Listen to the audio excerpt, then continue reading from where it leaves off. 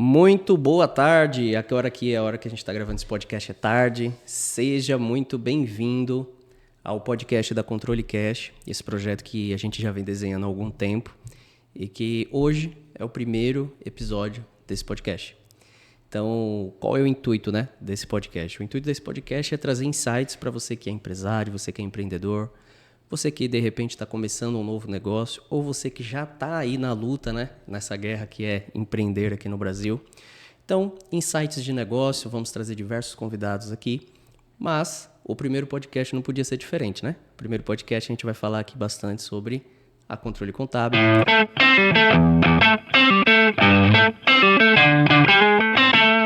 Eu sou Juliano, sócio-diretor aqui da Controle, sou host desse podcast e junto comigo aqui meu sócio irmão, o cara que movimenta a economia, o PIB de Vitória, Éricles, meu sócio na Controle Contábil e co-host aqui no podcast. É uma satisfação, não preciso nem falar, trabalhar junto com você, apresentar esse podcast junto contigo. Bom, pessoal, é um prazer. Como o Juliano me apresentou muito bem já, me chamo Éricles, sou sócio aqui da Controle Contábil, a gente tem empresa de energia solar também. Estamos há um pouco mais de 4 anos com a Controle. E a ideia, como ele falou do podcast, é exatamente essa, trazer para quem está iniciando ou para quem já está no mercado ideias, insights e também ter com a pessoa que a gente vai trazer aqui. Nesse primeiro momento, estou muito feliz de estar com você aqui. A gente está há um tempo já organizando para acontecer, E vamos começar, vamos nessa. Vamos lá então. Então, já vou começar fazendo pergunta e falando para você falar alguma coisa aí. Coxa. Queria que você contasse aí um pouquinho, pra galera. Muitos sabem a nossa história, mas acho que a grande maioria não sabe a fundo, como que surgiu o Controle Contábil. Então eu queria que você contasse um pouquinho da história da Controle Contábil, desde ela do início, pra gente ir batendo essa bola aqui. Massa. A gente começou em outubro de 2019, A gente trabalhava numa empresa aqui grande da cidade, empresa familiar. E aí a gente trabalhava muito, fez coisa que ninguém fez lá, a gente trabalhando juntos, mas que não recebia para tanto, Então a gente recebia pouco no tempo. E como todo bom sonhador, sempre pensei em empreender e ter uma qualidade de vida melhor. Então é isso que a gente até hoje traz na Controle. E conversando com o Juliano Fiscara, a gente estudou 4 anos. Contabilidade. E a gente não vai trabalhar para a gente, não vai fazer nada com isso. E eu lembro que antes de começar a Controle Contábil, eu ainda comecei outros 2 negócios. Eu comecei tentar vender roupa, na verdade. Eita, eu lembro disso. Levei calote. Eu lembro também. E a gente dá a continuidade, Começamos a Controle Contábil. Em outubro, a ideia da Controle, começamos a desenhar. Lembro que a gente estava sentado numa mesa de um bar, que eu não bebia, mas ele bebia no tempo. E aí a gente, com guardanapo, que era para a gente ter guardado, e a gente não guardou. A gente começou a colocar as ideias de como seria essa Controle Contábil, que até então não tinha nem nome. E foi quando que, hoje lembrando, bate muita coisa que a gente pensou naquele tempo, E em outubro que a gente começou a fazer isso, outubro de 2019, e o nosso primeiro cliente veio 4 meses depois. É isso mesmo. Que era um MEI, que era dessa empresa também. Então, esse MEI, a gente conseguiu pegar, que era prestador de serviço dessa empresa. E eu lembro que quando a gente pegou esse MEI, teve um alvoroço na empresa. Porque, não sei se tu lembra, disse aí pra gente, você escolhe ou a empresa, ou aqui, ou o negócio de vocês. Eu lembro, e eu lembro bem dessa cena. Era um chefe que a gente tinha lá, máximo respeito se um dia ele assistir esse podcast, E a gente também quer trazer ele aqui um dia, Espero. Quem sabe? Máximo respeito por ele, por pessoa, um excelente profissional. Mas eu lembro que dessa conversa foi numa sala de reunião, e a mesa de reunião lá era bem grande assim, e você estava sentado do outro lado, eu aqui do jeito que eu tô, e ele estava na ponta. E ele começou a falar assim, tipo... um dia vocês vão ter que escolher, não dá certo isso, vocês trabalham aqui numa área correlacionada, à contabilidade e tal, então vocês vão ter que escolher isso aí. Mas eu sei que se vocês quiserem ficar nisso, vocês vão ganhar dinheiro. Estamos na batalha. E aí, eu lembro que o Eric pegou e olhou pra ele e falou assim, tá bom. Como quem diz, já tá decidido, E eu, meu Deus, o que Eric está fazendo, cara? E aí, esse dia ficou marcado assim pra mim, porque... ele realmente é uma pessoa que a gente respeita, que a gente aprendeu muito. Aprendeu muito. Mas eu acho que mesmo sem ele saber, ele não queria perder a gente da equipe, Mesmo sem ele saber, essa reunião foi tipo um pontapé pra gente falar, a gente vai estar no caminho certo. Exatamente. Eu lembro que quando a gente pegou esse primeiro cliente, que teve esse alvoroço, e falaram isso pra gente, você tem que escolher um ou outro, Eu acabei saindo da empresa, acho que com um mês depois. Eu fui para uma empresa em Recife, o Julian também mudou de setor, se não me engano. Foi. E aí fui para trabalhar nessa empresa em Recife. Por quê? Porque a Controle não dava condições a gente de se manter ainda. A gente tinha 2 clientes. Tinha um MEI que pagava R$100, que com esses R$100 a gente recebia, já gastava no mesmo dia. Comeu o lanche. Comeu o lanche. E outro cliente que era só pagar o sistema para fazer para ele. Então, a gente não sabia nem o que era certificado digital no tempo.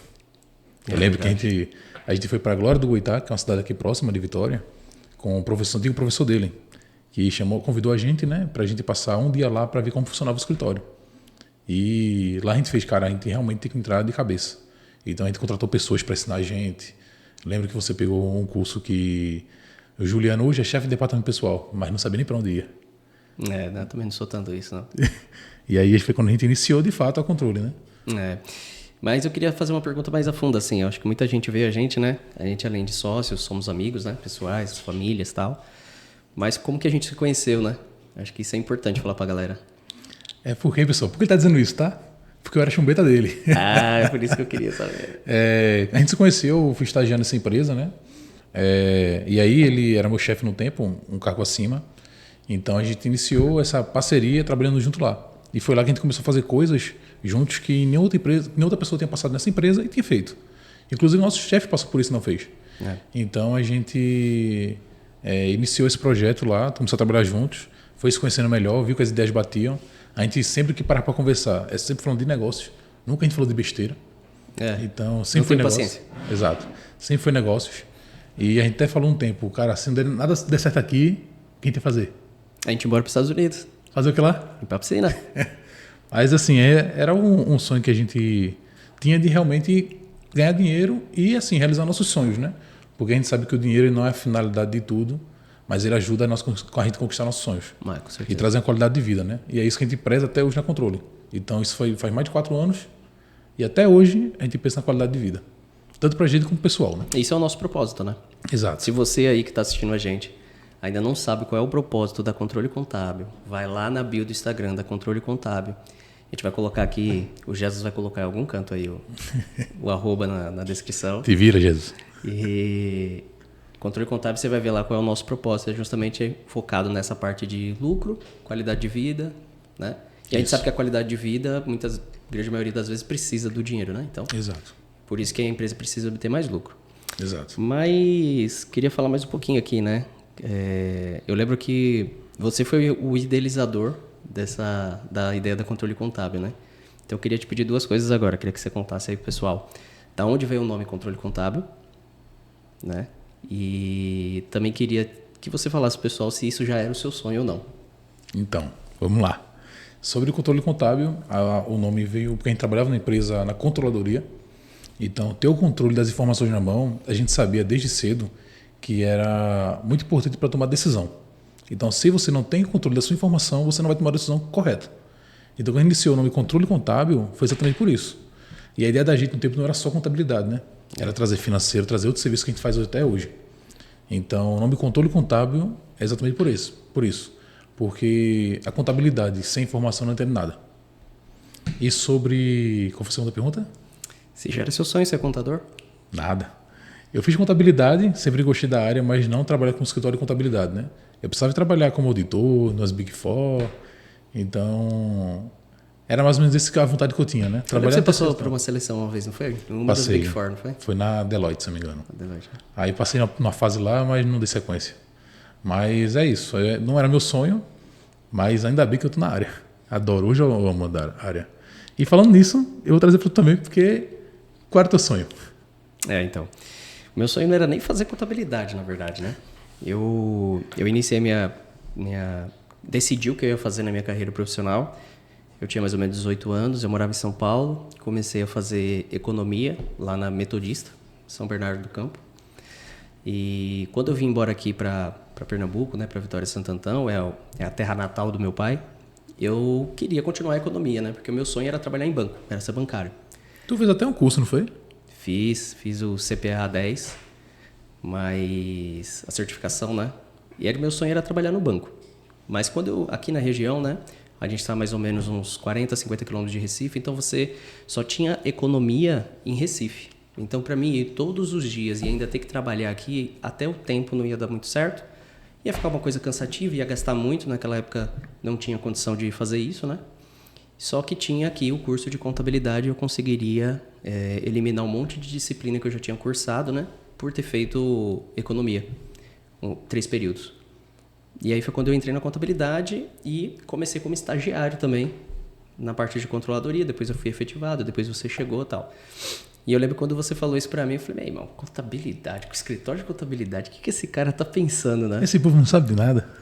Porque eu tinha meio que um preconceito, né?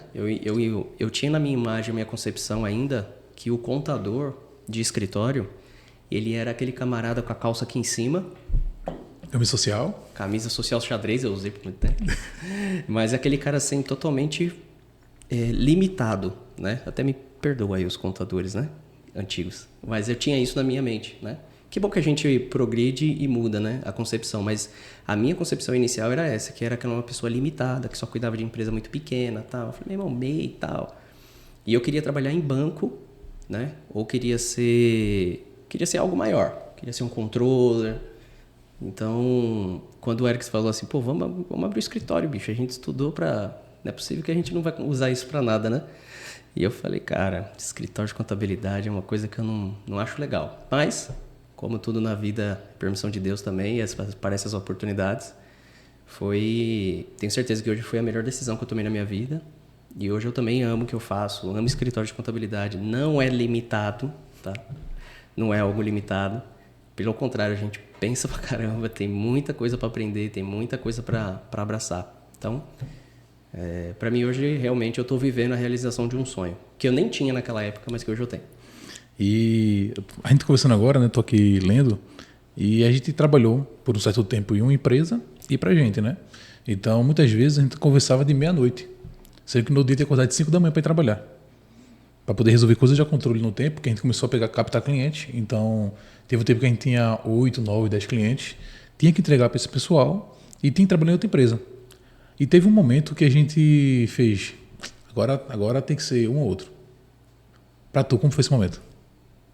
De sair da empresa, né? Para mim eu tive, durante esse tempo com a Controle Contábil, claro que a gente sempre fala que a empresa faz parte da nossa vida, né? Eu acho muito difícil, assim, a gente se apresentar em qualquer lugar que seja sem falar um pouco da empresa, né? Não, quem é o Eric? Não, o Eric é um cara extrovertido, tá? O Eric é o dono da Controle Contábil, é um dos sócios e tal, não sei o quê. A gente se apresenta geralmente assim, né? Então, nessa linha do tempo da Controle Contábil, existe, na minha concepção hoje, teve 2 momentos que foi muito difícil para minha vida. Muito difícil. O primeiro momento mais difícil foi quando a minha filha nasceu. Quando a minha filha nasceu, a gente estava no início da ideia ali da Controle Contábil. Eu acho que a gente tinha acabado de pegar o primeiro cliente, né? Eu sabia que aquilo ia dar certo, mas a gente não via dinheiro ainda, né? A gente não tinha nem notebook direito. Trabalhava com notebook de terceiros. Então, assim, para mim foi muito difícil, porque eu ganhava pouco e eu não podia proporcionar para minha filha aquilo que eu queria proporcionar. Para quem não sabe, desde pequeno, que eu ainda sou pequeno, mas desde novo, o meu sonho era ser pai, sempre foi ser pai. Então, eu não podia proporcionar para minha filha o que eu queria proporcionar. Pelo que eu ganhava, né? Pelas minhas condições na época. Então, para mim foi um momento bem difícil, bem delicado.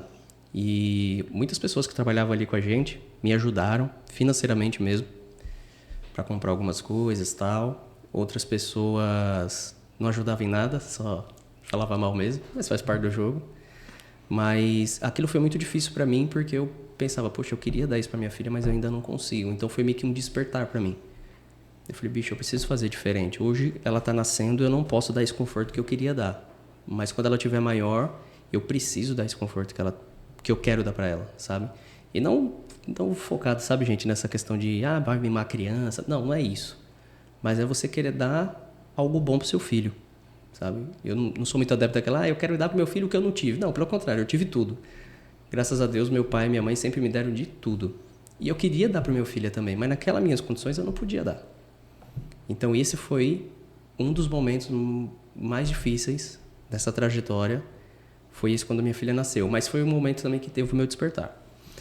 E o meu segundo momento foi quando eu tive que sair da empresa.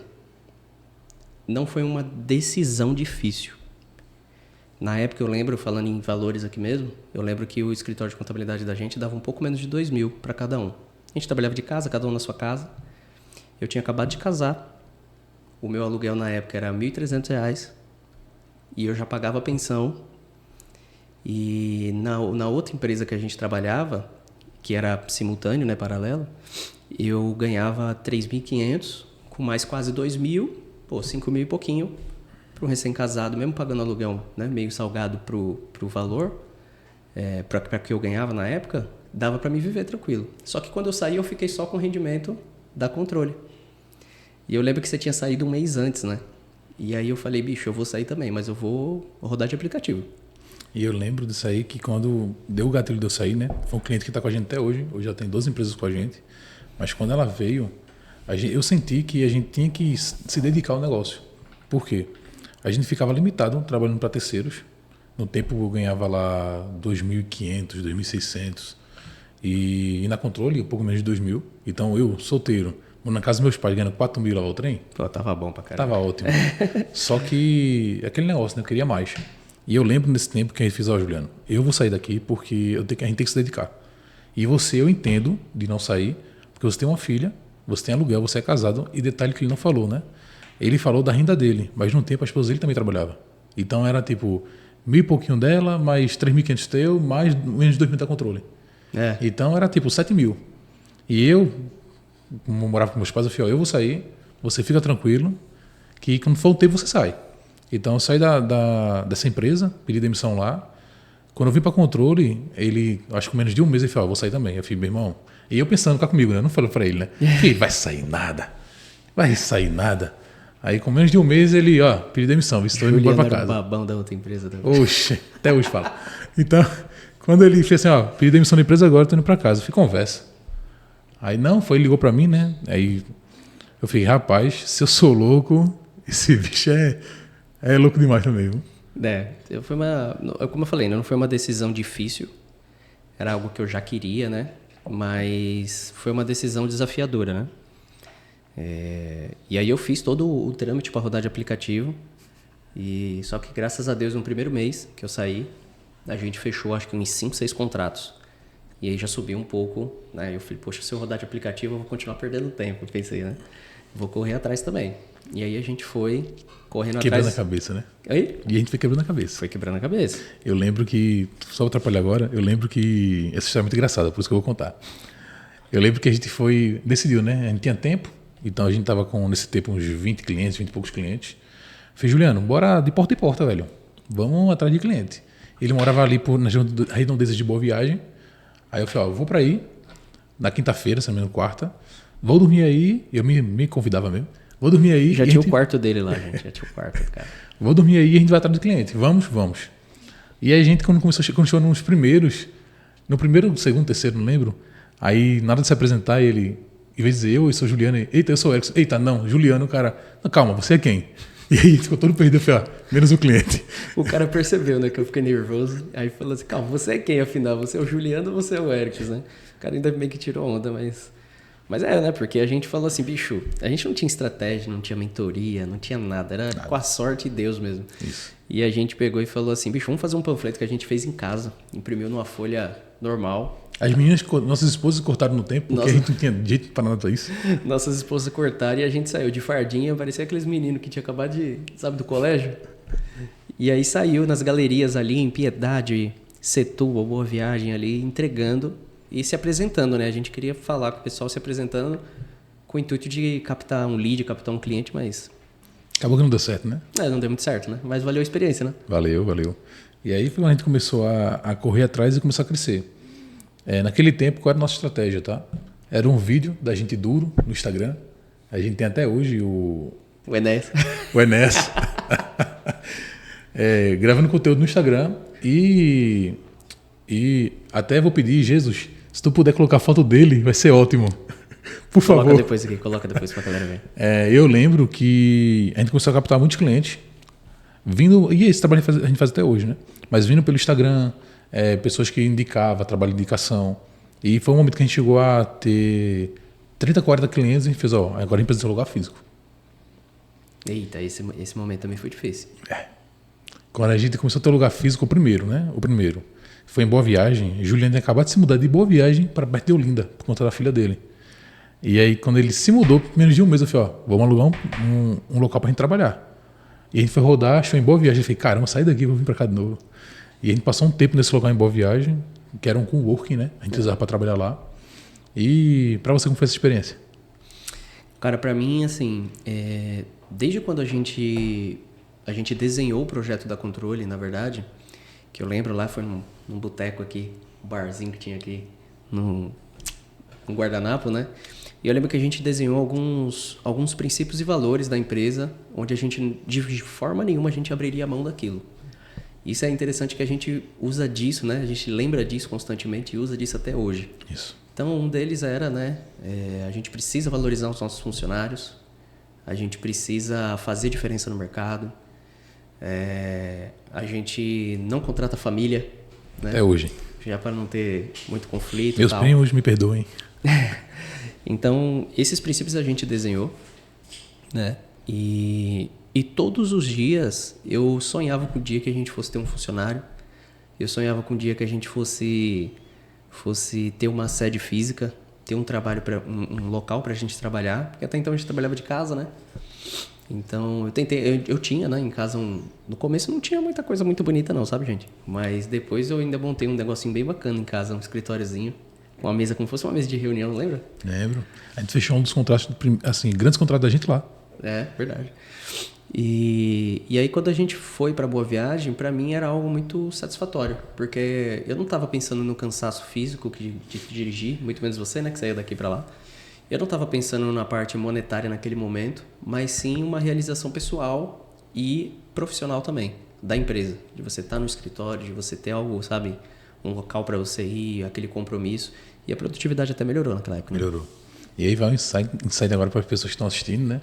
Quando a gente foi para esse local, esse coworking, a ideia da gente principal era também trazer cliente. Isso não deu certo. Por quê? Também tem a questão do ambiente, né? Então, as pessoas que estavam lá também eram pequenas como a gente. E muitos nem tinham contabilidade. Então, assim, a gente analisava tudo antes de tomar uma decisão. E quando a gente tomou essa decisão, a gente fez, a gente pode trazer cliente lá. Para mim, foi um dos pontos principais. Mas também a produtividade. Porque em casa, e é por isso que a gente não adere ao home office hoje, em casa você não entrega o que você pode entregar. E a gente sabe disso porque a gente fazia isso. E eu digo a Juliano, se a gente era o dono da empresa e a gente não entregava 100%, imagina quem não é. Então, isso é um dos motivos que a gente não adere ao home office. E aí, eu lembro que a gente, quando foi, a gente falou, vamos fechar cliente. Eu não tenho vergonha na cara aí, a galera oferecer, conversar. Juliano, quem conhece sabe que é mais brincalhão, mas quando você conhece a primeira vez, é um cara mais tranquilo, mais enrustido. Mais ali, recatado. Né? Recatado. E aí a gente não conseguiu aderir nenhum cliente nesse período. Passou, acho que 2, 3 meses lá. Foi. Acho que por aí. E foi quando a gente saiu e fez, cara... Aí eu lembro que a gente saiu em agosto, setembro. E em outubro, novembro, a gente entrou na mentoria. Que a gente saiu por conta da mentoria. Porque o tempo da mentoria era R$8.000 e a gente pagava lá, com combustível, com tudo, mais de 3 mil. E aí, como a mentoria parcelava e tudo mais, eu falei, vamos desistir de para ter a mentoria. Porque assim, sem a mentoria, acaba que a gente vai ficar batendo muito em pedra. E facilita muito entrar na mentoria. A gente viu isso com certeza. A gente, antes da mentoria, era uma outra empresa, pô. Era outras pessoas, você evolui como tudo, né? Então, assim, vai ter uma dica aí para você que está assistindo a gente. Se você ainda não participou de nenhuma mentoria, procure uma mentoria do seu nicho, uma mentoria para cuidar das suas finanças, uma mentoria, sabe, de produtividade. Isso vai ajudar muito o seu negócio, porque a gente fala por experiência própria mesmo. Antes de a gente fazer a nossa primeira mentoria, a gente era um nível de empresa, tanto de porte, de quantidade de cliente, de faturamento, como de maturidade mesmo. Porque muitas vezes não adianta, você tá ali faturando, mas você não tem maturidade. Então Exato. Você vê o dinheiro entrar e nem sabe para onde ele está saindo, só sabe que você não tem dinheiro. Exato. Né? Então, até por nível de maturidade mesmo. Então, procure uma mentoria. E aí, nessa mentoria que a gente entrou, era voltado para vendas. Eu sempre gostei dessa área, mais do que o Juliano, né? Como eu falei, eu era mais cara de pau. Então, ir para trabalhar em vendas, o bom é que você seja cara de pau. Então, quando a gente iniciou essa mentoria, a gente abriu mão de um valor X para entrar na mentoria E assim, o que o Júnior falou faz total sentido e tem uma coisa a mais ainda. A ambiência que você está. Porque quando você não está na mentoria, você está só, você pode ter no início a melhor cabeça do mundo. Em algum momento sozinho você pode se perder. Então a ambiência que você está muda muito o jogo. E a gente sentiu isso. Tanto na primeira mentoria, mas principalmente na segunda que a gente comprou. Então, a gente até fala que na segunda mentoria que a gente comprou, foi 27 mil no tempo, valeu mais o network lá do que a própria mentoria. Então, quando a gente entrou, eu lembro que na primeira mentoria, eu lembro que no primeiro mês, a gente fechava 2, 3 clientes por mês estourando. No primeiro mês fechou 8, 9. No segundo mês, mais 8. E aí foi quando a gente teve a reunião. A gente entrou em outubro, final de novembro para dezembro, ele falou, a gente precisa de um escritório físico com funcionário. Que aí entrou a primeira funcionária da gente. Aí eu falei, a gente precisa de um escritório físico. Só que a gente não tinha essa grana toda. Aumentou o sistema, aumentava outras coisas, né? Aí fez, não, mas vamos colocar o físico. Então eu lembro que a gente foi para a primeira sala da gente. Aí a primeira vez que a gente foi lá, para ver se ia gostar, a Juliana tinha visto, não lembro como. Outra história nem eu sei. Essa história foi interessante também, né? Nessa época eu já tinha... Eu morava no Janca, na época, em Paulista. Quem é daqui conhece por lá. O Erickson morava aqui em Vitória. E aí eu vinha de sempre pra cá. A Erickson ia pra lá também pra gente fazer reunião. A gente sempre fazia reunião online, mas pra fazer reunião presencial também, né? E nessa aí eu lembro que era um mês de novembro. A gente tinha acabado de contratar uma estagiária e ela trabalhava home office. A gente alugou um cowork aqui na época. Não era nem um cowork aquele lugar ali, era uma salinha. Pelo menos. Pelo menos tinha uma sala, né? E fizemos a seleção ali. E aí ela trabalhava de casa. E assim, a gente não tinha noção do desafio que vinha pela frente. Nenhum. Mas... E aí eu vim pra cá e a gente foi pra Gravatá almoçar e fazer nosso planejamento do ano seguinte, que era 2020... 22 para 23. 2 para 23. Isso. E aí a gente conversando, tal, olhando caixa, né, analisando os indicadores e tal. E eu falei assim, bicho, olha essa sala que tá para alugar ali na Matriz. Eu mostrei, aí ele pegou e doidou. Que sala, velho, não sei o que, quanto é o aluguel? Aí eu falei na época, nem lembro quanto era. E aí ele pegou e falou assim, pô, marca com o cara pra gente ir lá ver, pô, sem compromisso. Esse negócio sem compromisso. Aí eu falei, beleza. Aí eu peguei e falei com ele e a gente foi lá ver. Veio de Gravatá, passou lá, viu e ficou doido com a sala. A gente falou, não, vamos fechar. Vamos fechar a sala. A gente quer tal, como é o contrato, como é a depósito, as coisas, vamos ficar com a sala. Só que a gente não tinha muito dinheiro para pagar aquilo ali, né? E muito menos reformar, né? Comprar mesa, mobília, cadeiras, ar-condicionado. Que era até o mais pesado num tempo, né? Aí... Mas eu lembro de um ponto crucial aí, desse ano, em que eu estava passando por uma dificuldade financeira, por desorganização mesmo minha, na época. E eu peguei e orei, né? Pedi para que Deus abrisse portas para as coisas melhorarem e tal. E eu lembro que naquele mês, quando a gente fechou o escritório, eu não lembro se foi depois. Eu lembro a data. Você lembra a data? A gente fechou o escritório no dia 11 de dezembro. Foi. E a gente não tinha esse cliente que você vai falar nele, né? 11 de dezembro a gente fechou o escritório. E a gente ia tirar um pouco do nosso bolso para manter o escritório. Porque, como ele falou, ia comprar mesa e outras coisas. Computador. E aí, dia 11 de dezembro e no dia 21, foi um pouco antes do Natal, lá no teu escritório, a gente fechou esse contrato. Foi, lá em 10 casa, dias né? depois. No escritório que eu tinha em casa, né? E aí a gente fechou um contrato que eu acho que a partir dali fez um boom na nossa mente. Porque a gente já participava de mentoria e esse contrato ele tinha uma recuperação tributária que dava pra gente cobrar mais ou menos 44 mil. Isso. 44 mil reais. Só que, tipo, a gente nunca nem tinha visto um dinheiro desse, assim, nunca fez um serviço pra ganhar um dinheiro desse, né? Então, pra gente era algo, assim, totalmente Fora a mensalidade, né? Fora a mensalidade. Porque ele tinha o planejamento tributário errado, ele pagava 66 mil de imposto, e aí a gente fez o planejamento para ele, e de 66 ele ia pagar 32 mil. E aí, para cobrar mensalidade, no tempo a contabilidade cobrava 300 reais. Aí a gente tava com a mentoria, né? Aí eu fiz, vou falar com o nosso mentor, porque eu não sei quanto cobrar de fato. Aí eu falei com ele, bicho, eu pensei em cobrar 600 reais. Ele fez, por quê? Eu falei, não, porque vai ser esse trabalho, assim. Ele fez, mas eu tava recuperando pro cara 30 e poucos mil, pô. Cobra 10%.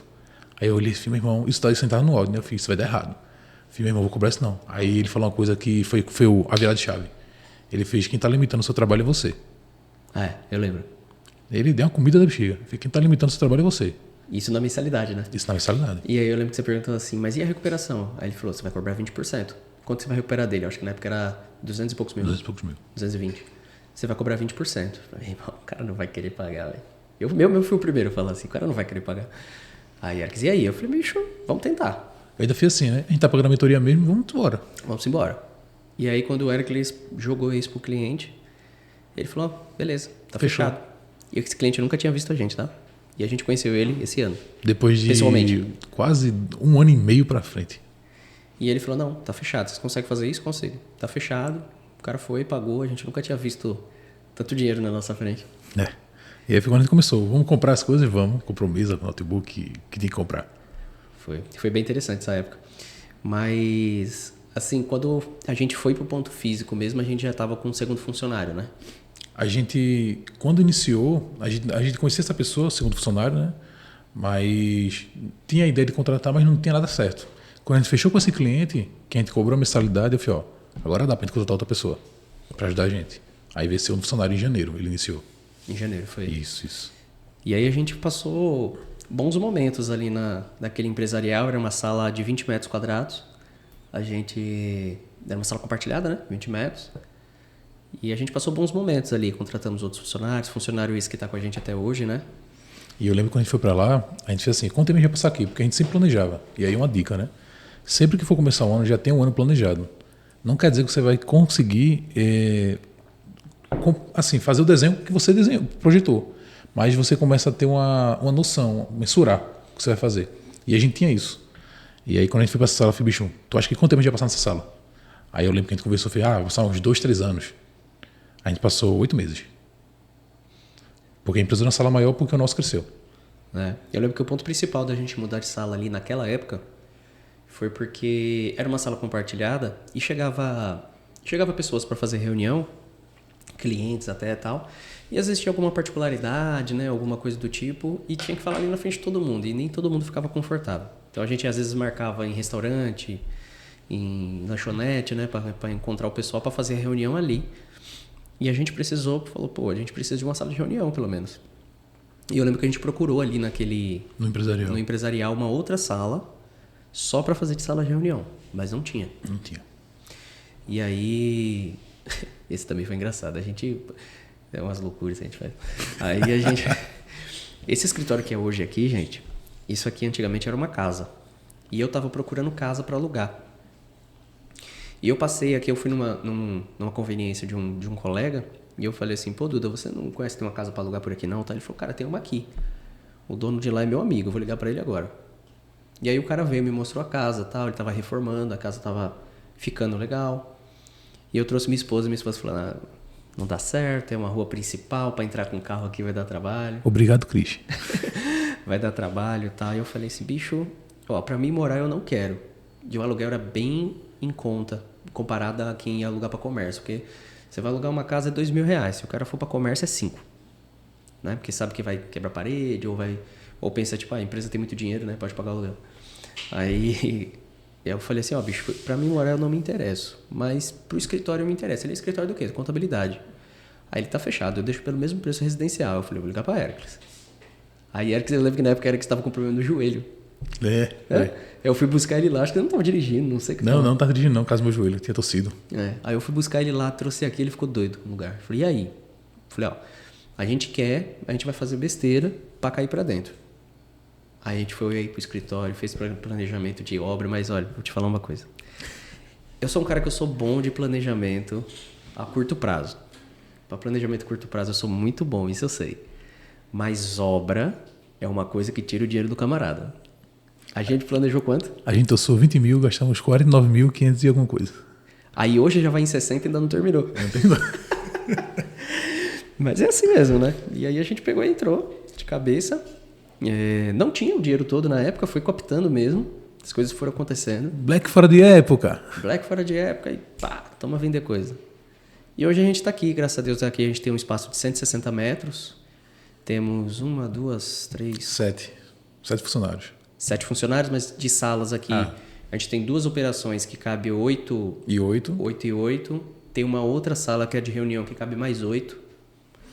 Tem a minha sala, tem essa sala aqui sua. Tem um espaço atrás para quem quer fazer Tem um a espaço churrasqueira. atrás, tem 2 e banheiros, a copa. tem copa. Ainda dá para fazer parte gourmet, ainda dá para ampliar mais, né? Isso. Então, a ideia da gente é passar algum tempo aqui.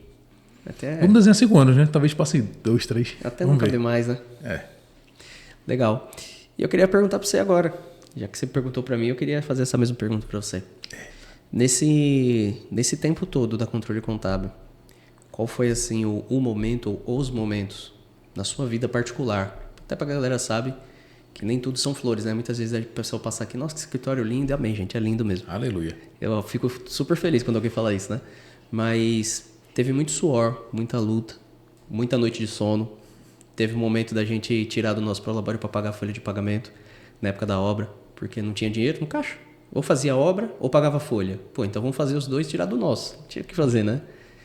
Então eu queria perguntar para você assim, qual foi o momento assim de toda essa nossa trajetória até hoje que você olhou e falou assim, bicho, tá difícil, ou que você consiga olhar para trás hoje e falar assim, bicho, foi difícil aqui.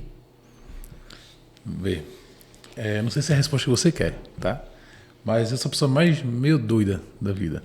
Então assim, o começo para mim foi mais difícil, porque eu trabalhava para outra empresa, então eu saía de casa às 7 da manhã, chegava em casa às 8 da noite. E aí tem que trabalhar para controle.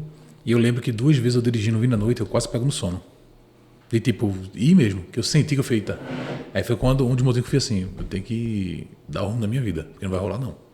Aí isso foi um momento que eu estava exausto fisicamente. E o outro, eu acho que quando a gente pegou um dos clientes da gente e que a gente perdeu ele. E que o dinheiro era legal. Assim, pra gente no tempo, né? Então, quando a gente perdeu ele, eu falei, caramba, velho. Foi meio que um medo. Porque assim, quando você começa a crescer, tudo tá ótimo. Mas chega um momento que, se acontecer de você perder um cliente que da gente não tem para um dos primeiros. Então a gente travou e fez assim, pô, velho, será que a gente tá no caminho certo? Mas acho que foi um momento mais radical. Não teve um momento mais radical assim, porque eu acho que eu sempre soube que ia dar certo.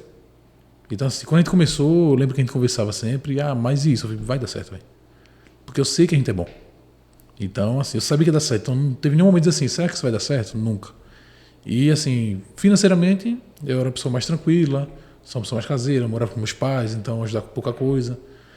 Assim, acho que foi 2 momentos, assim, voltando para a empresa pessoal. E o que me motivou a sempre querer mais, que eu sou meio vicioso. Mas eu namorava com a minha esposa hoje, a gente namora desde o ensino médio, e a gente tava... Eu lembro quando você pediu ela em casamento. Isso, tava na formatura da faculdade. Eu lembro. Aí a gente tava já uns 7, 8 anos juntos, falava de casamento e não tinha R$1 no bolso. E eu sempre disse a ela, eu só quero casar quando eu estiver ganhando pelo menos R$4.000. E a gente tem um projeto, ela trabalhava para outra empresa, eu disse a ela, quando eu estiver ganhando 7, eu não quero que você trabalhe mais aqui, porque não era bem bom para ela. Pessoal, eu acho que quando chegou em 4, foi uma felicidade enorme, porque a gente veio, vamos se juntar logo. A gente não casou, a gente se juntou no tempo. E esse de 7 foi uma alegria para mim imensa. Porque foi quando eu pude realizar um sonho meu, que era ajudar ela, nesse sentido. Então... Mas assim, não foi um momento radical triste. Aqui foi feliz. Acho que de conturbação, sinceramente, eu não lembro uma coisa que me deixou tão aflito, não. Fora os problemas do dia a dia, né? O dia a dia... Isso que é a parte boa de ser venda, sabe, gente? Porque vendas é o seguinte, tô brincando. Vendas ele vai vender e tal. Agora o caixa aqui, às vezes eu chego aqui, Eric. O que foi, bicho? Você tá com essa cara? Já sei, tá com problema no caixa. Aí eu fico preocupado, né? Mas o Eric tem essa característica mesmo. Ele sempre, tipo, ele se desespera, às vezes é o primeiro momento, mas ele fala, mas só que a gente resolve. Eu acho que essa característica é boa de nós dois. Eu tava conversando com a minha esposa esses dias. Que eu não sento no problema. A gente resolve. Eu não sento no problema. Eu tô com um problema, tô. Eu posso resolver? Posso. Eu vou resolver. Eu tô com um problema, tô. Eu não posso resolver? Então ele já tá resolvido. Não tem o que eu fazer. Eu não vou ficar chorando, sabe? Vai pro próximo. Parte e faz a coisa acontecer, né? Exato. Isso é uma coisa até para empreendedores aí. Eu vejo muitos empreendedores. A gente convive aqui com quase 200 empreendedores diariamente. Então eu vejo muita gente que às vezes pega um problema que não... A gente olhando de fora, porque às vezes a pessoa está no problema e não consegue enxergar. Mas a gente olhando de fora é um problema pequeno e ele maximiza isso de uma forma que o cara fala, meu Deus, como é que eu vou sair daqui? Sabe? Então, gente, empreender é você realmente... Você vai ter problemas, você vai ter dor de cabeça, você vai se preocupar, você vai ter que ter estratégias, mas é algo que, bicho, se você não fizer, é melhor você ir procurar emprego, né? É um desafio que não é para todo mundo. Exato. Então, e é normal, como assim não é para todo mundo esporte? Por exemplo, eu sou um cara que eu nunca fui muito bom de esporte. Eu vou contar uma história aqui que vocês vão rir. Eu tinha acho que uns 7 anos, acho que eu já te contei essa história. Meu pai me colocou na escolinha de futebol. Pai, se você estiver vendo aí... Desculpa aí. Desculpa aí. Meu pai me colocou numa escolinha de futebol lá em São Paulo, acho que era a escolinha de São Caetano, isso aí. E aí, bicho, quando os caras lançavam a bola pra mim, eu botava a mão na bola. Aí meu pai, é porque ele é goleiro, bicho, bota ele no gol. Aí eu ia pro gol, o cara jogava pra um lado, eu ia pro outro. Ou seja, meu pai, olha, sai, não dá certo eu jogar bola, não. Eu não sou bom de futebol. Hoje eu tô me descobrindo no tênis, né? Mas, assim, esporte em geral, eu nunca fui bom. Nunca fui bom. Então, assim, era algo que naquela época, ou até uma certa idade minha, não era pra mim. E a mesma coisa eu acho que é empreender, sabe, Hermes? Tem coisas que as pessoas... Não, eu tenho que empreender porque minha família toda empreende, então eu tenho que empreender. Mas às vezes aquilo não é pra tu, velho. Às vezes você pode passar num concurso público muito bom. Às vezes você pode arrumar um emprego muito bom, sabe? Ou pode ganhar... Enfim, você tem que pensar no seguinte. Quer empreender, começa a trabalhar sua mente. Começa a trabalhar sua mente. Você vai ter problemas, você vai enfrentar desafios e você precisa resolver. Se você estiver numa cadeira de CEO, se você estiver numa cadeira de direção, cadeira de dono, seja se na sua empresa tiver, você vai ter que resolver o problema. Seus funcionários estão ali para trabalhar, esperando você dar a solução para resolver o problema muitas vezes. O que você vai fazer? Exato. A gente tá conversando sobre esporte e tudo mais, né? E você falou agora, não era para mim. As pessoas normalmente travam na parte de empreender porque acham que eu vou abrir minha lojinha, eu vou vender aqui, vou ganhar meu dinheiro. Só que empreender não é isso. Empreender não é abrir escritório de contabilidade e esperar o cliente vir. Empreender não é abrir uma loja de roupa e ver o cara passando na frente. Opa, olha essa roupa aqui. Isso não é empreender. Então, assim, isso é muito... empresa. É diferente de empreender. Então, você tem que saber o que é empreender de fato. Empreender é você analisar. É você ter a gestão de pessoas. É você ter uma gestão de si mesmo. A parte psicológica é muito importante. Porque problema vai ter. A gente está conversando com um amigo meu. A gente viajou agora há pouco tempo. E estava conversando sobre isso. Eu falei, meu irmão, eu pedi a Deus a chuva, velho. Eu quero me molhar mesmo. Pode vir um problema, a gente vai resolver. Então, assim, empreender realmente não é para qualquer um. E eu vejo muita gente empreendendo que não era para estar empreendendo. Eu vejo muita gente. E muita gente que não empreende que era para estar empreendendo. É verdade. Esse que você falou foi interessante. Eu lembro que teve um dia atrás, acho que no semestre passado, e a gente estava com um problema aqui com funcionários. Um específico. Aí... E a gente, matutando e tal, aí teve uma vez de manhã, Eric mandou assim, e aí, bora, hoje o dia vai ser top, não sei o que, ué. Aí ele pegou e falou assim, bicho, a gente tá quebrando a cabeça por causa de funcionário, velho, mas a gente orou pra Deus pra pedir isso mesmo, então a gente vai ter que ir lá e vai ter que resolver. Vamos pedir direcionamento e a gente vai resolver e acabou. E passa, né? As coisas resolvem, né? E passa. Então, assim, é sobre isso, né? Empreender é sobre isso. Então, não pense que porque você abriu um CNPJ, você é empreendedor, tá? Você não é empreendedor ainda. Quando você começar a planejar, quando você começar a prever problemas, você vai ser empreendedor. E é uma coisa que a gente... E esse é um ponto principal, porque às vezes o cara chega aqui pra gente e fala assim, eu vou abrir um CNPJ. Tem muita gente que abre o CNPJ já querendo linha de crédito em banco, né? Acho que vai abrir o CNPJ hoje, amanhã vai estar com 1 milhão de crédito no banco. Mas tem muita gente que abre o CNPJ e fala assim, pô, eu tenho que pagar imposto? Poxa, eu tenho que pagar essa taxa? Pô, eu tenho que pagar... Não sabe o que é, né? E por isso que tem muita gente que tem CNPJ no nome que simplesmente deixa pra lá e aquilo vira um problemaço pra ele no futuro. A gente resolve esse tipo de problema. Se você tiver com esse problema, procura a gente aqui que a gente resolve esse tipo de problema. E assim, é exatamente isso, né? As pessoas têm que começar, têm que entender isso.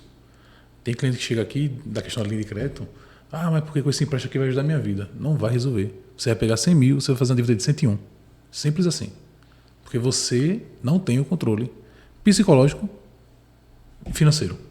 Porque sempre começa pelo psicológico, né? Então a galera, você não nasceu para isso. É simples assim. Ter o CNPJ é muito complicado. Você tem que entender que quando você tem um CNPJ, você acaba de deixar seus direitos de lado e agora só tem dever. Você não tem direito nenhum, amigo. É só dever. É pagar imposto, funcionário, 13º. Você não tem férias. Você não tem férias. Simples assim. Esse ano eu tirei 3 dias. Semana passada fui pipa para dar uma curtida. Em janeiro, em fevereiro, eu tirei 15 dias ainda. Essa é a parte boa de ser empreendedor.